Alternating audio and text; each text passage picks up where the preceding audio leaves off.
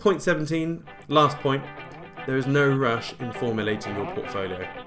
I think I've already said this when I've talked about the alts. Just focus on the safe ones for now, Bitcoin, ETH, and then you can formulate your plan.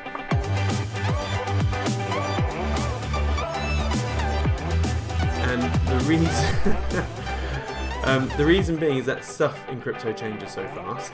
And if I can find it, Pop to my portfolio. Sexy. there we go. Remember that cuddle? And I shared my football team of crypto. Let's take a little screenshot of that because a lot has changed. I definitely will not be buying. Let's get red, big fat red pen.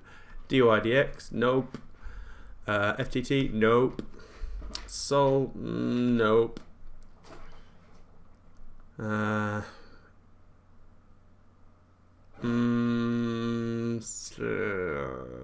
undecided about these two.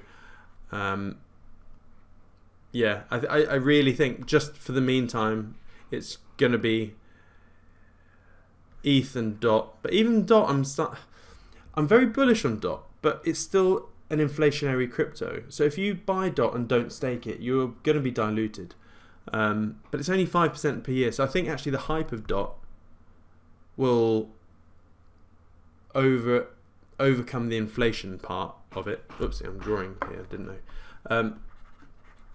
I'll still definitely be buying Ethereum name service. ADA, I'm not sure. I need to get my head back in the books for that. Binance, yeah. So Binance, the worry with Monero, I still have it, is that what they did to Tornado Cash, they could do to Monero. Yeah, Uniswap for sure. SNX, yep. Gala, yeah, I think. For sure, yeah, it's sand. I need to get my head in.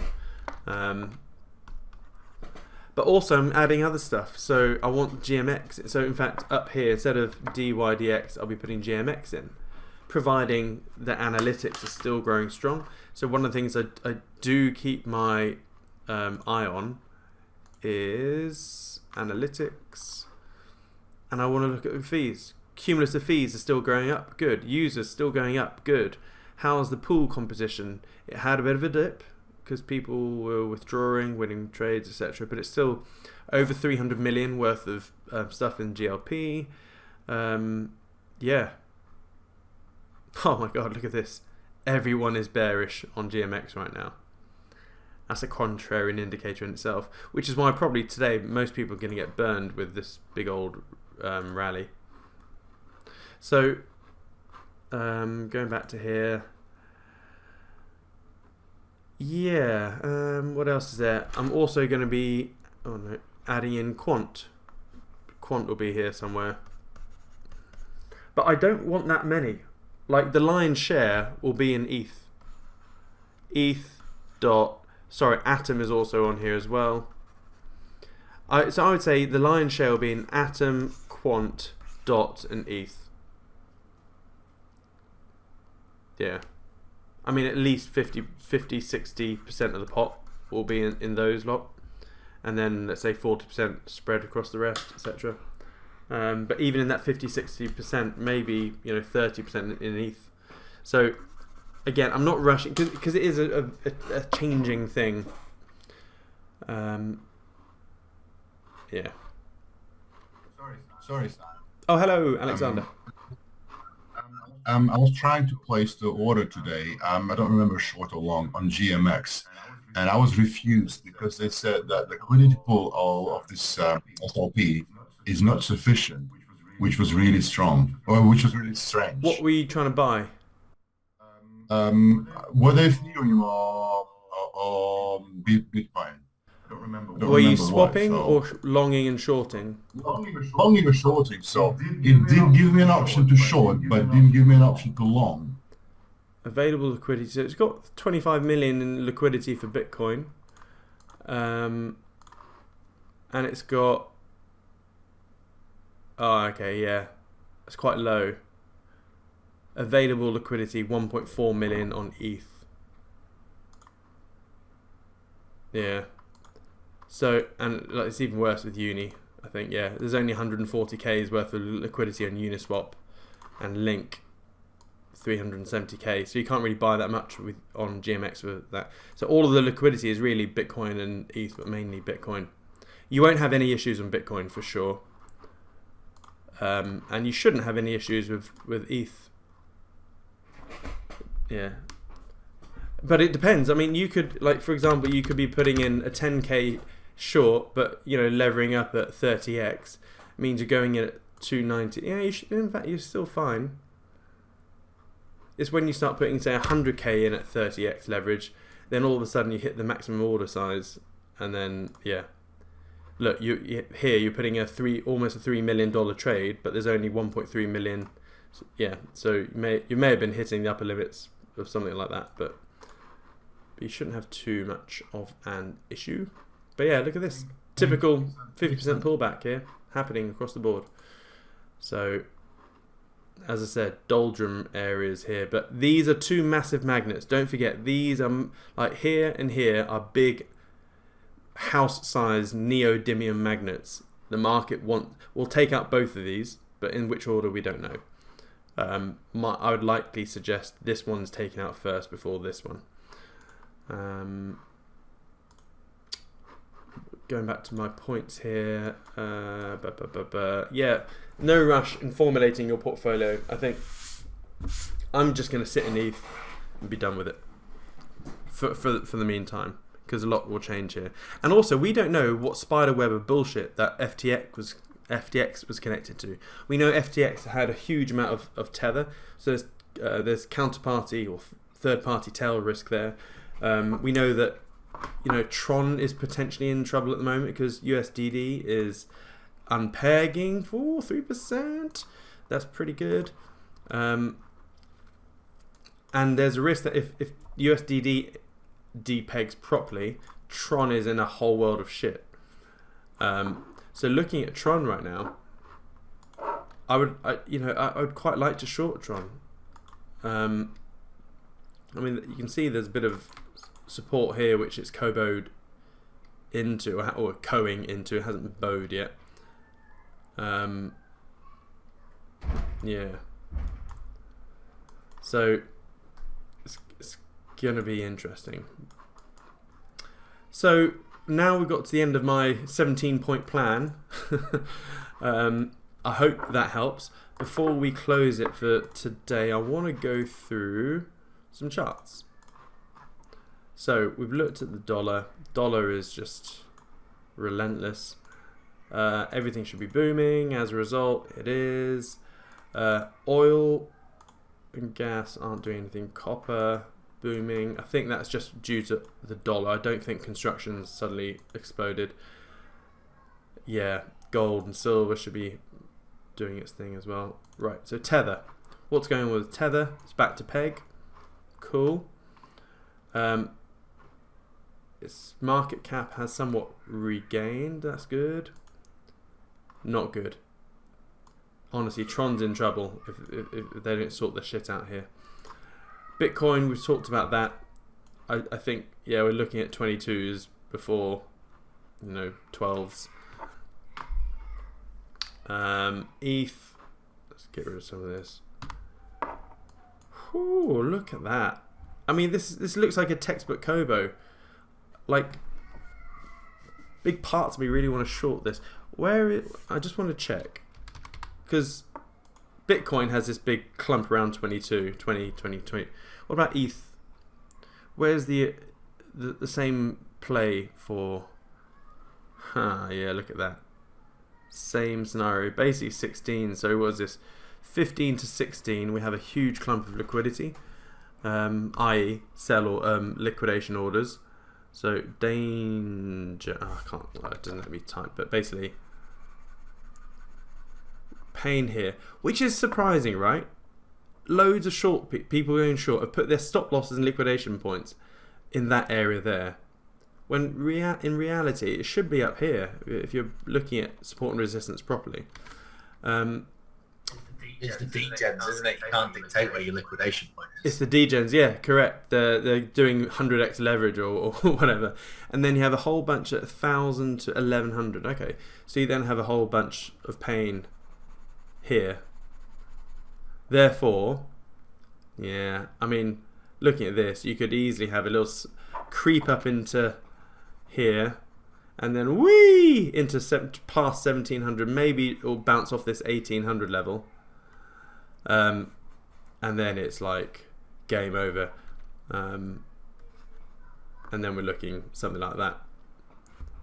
Honestly, if we get back up into the 16s, I will be shorting, but I'll be making sure the leverage, you know, my lick level will be like above 2,100. So there's that. Sorry, what's the thesis in not shorting that now? Just it. Well, yeah, we've got a massive Just magnet liquidation. here around 15, 16k. And And there is around 1,100 as well. yeah.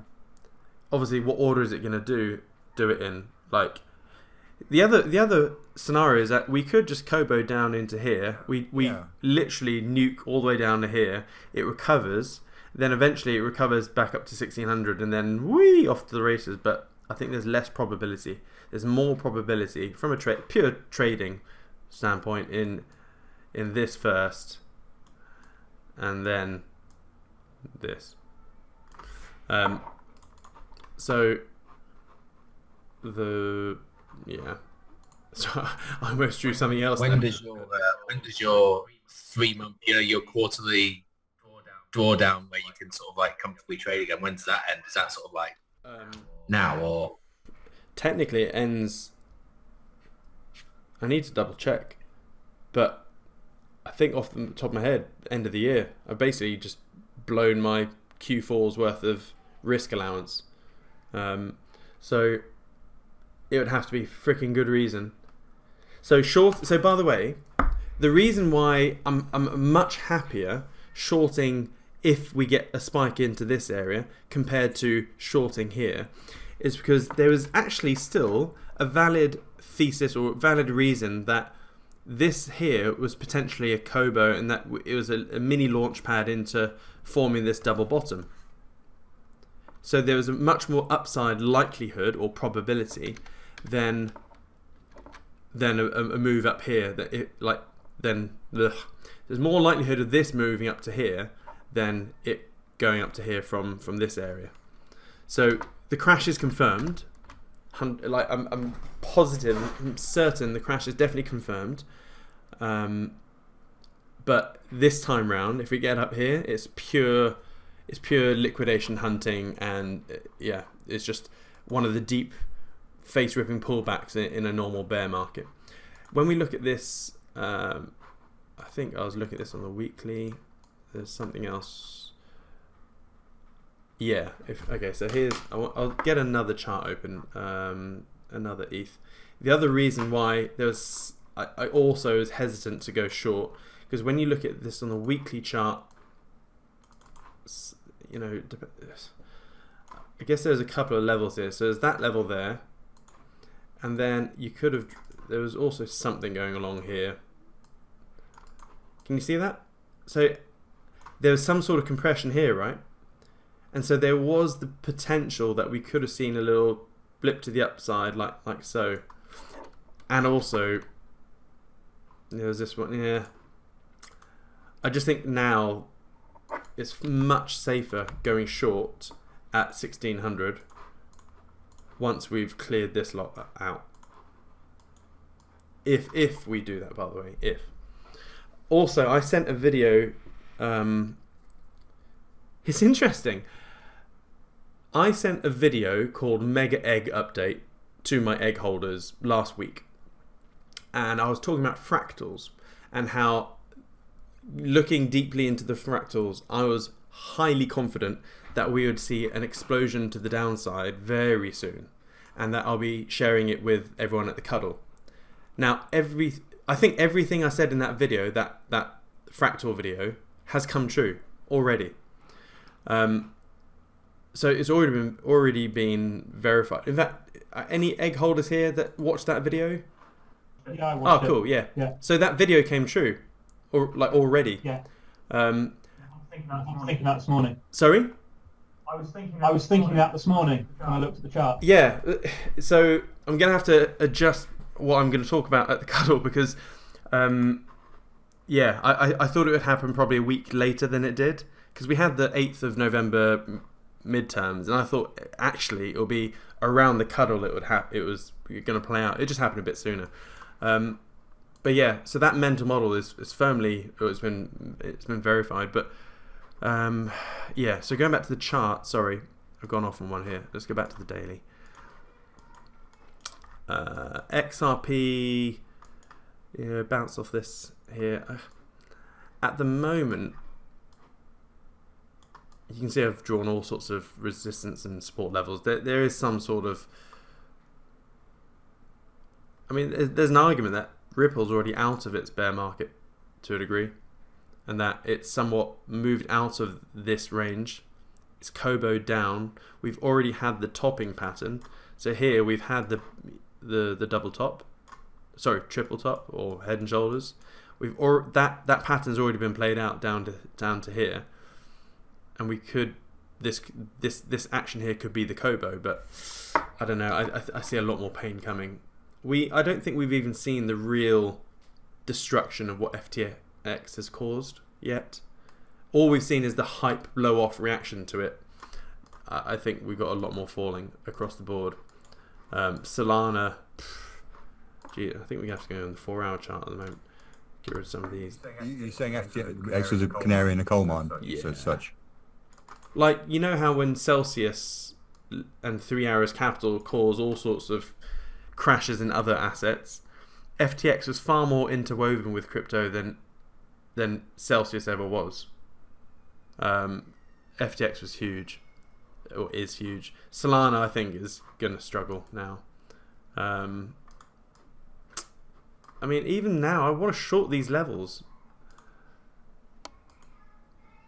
But, yeah. I've actually moved all my money out of Bybit, so I literally can't short anything, even if I wanted to right now. I'd have to go through a big palaver of refunding Bybit.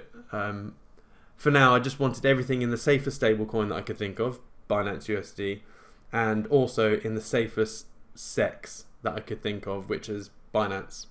Because just in case we see an absolute dumping, like today or tomorrow, up to Sunday maybe. Like we tend to have a big dump on a Sunday, so it could follow through. Tron's in trouble, and let's go down a bit. No, what else was there that I was trying to think of? Yeah, I didn't cover it here, but Engine coin had a massive spike, which got faded, obviously. I didn't fade it, but it reversed.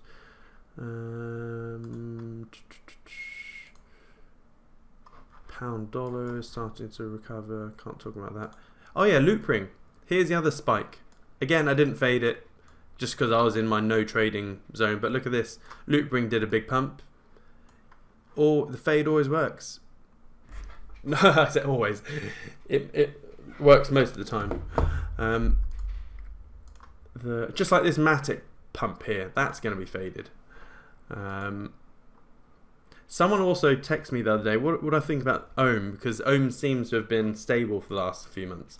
And so I drew a few lines and texted them back, and I basically said no. Because, as I was doing it, look, I drew this support level, that got breached, and also this one has just got breached. So if anything, Ohm's still in trouble, you know, going back down here. I don't particularly want to buy Ohm unless it gets close to $1, because that's where the reserve automatic buy and burn thing kicks in. But SLP is a piece of shit. Let's get down to this list. GST, wait, DYDX, no. Siam, you haven't looked at any of the questions Oh yet. shit, yeah, I will do that. I'll just finish these charts. I swear there's something I wanted to talk about. ETC, yeah, GMX. Huh, GMX hit my $25 level. Hit it a lot sooner than I thought. Oh, look at this. This is not good. Not good for GMX, that is.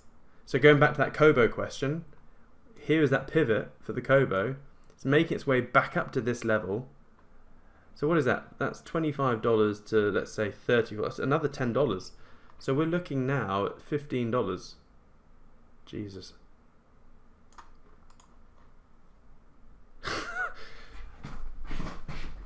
I would say there's probably like a 70% chance that GMX is going to dump down to $15. That's crazy. Yeah, I mean, this is textbook Kobo. I couldn't make it up. This is lovely. Raven finally capitulated. Do you remember I was doing a trading pub and I texted Josh a couple of weeks ago, my mining guy, and I was like, you need to get out of Raven. It's about to dump. Breach support consolidated a bit, and it's fine. You can see where I placed this trade. It was like, what was it?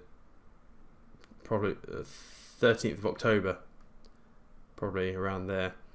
And then yeah, it's finally hit target. Not that I'm out of that trade now, but FTT is bouncing a little bit, and Quant, yeah, so Quant is in danger right now because it's currently breaching this level here. Hasn't really closed below properly, but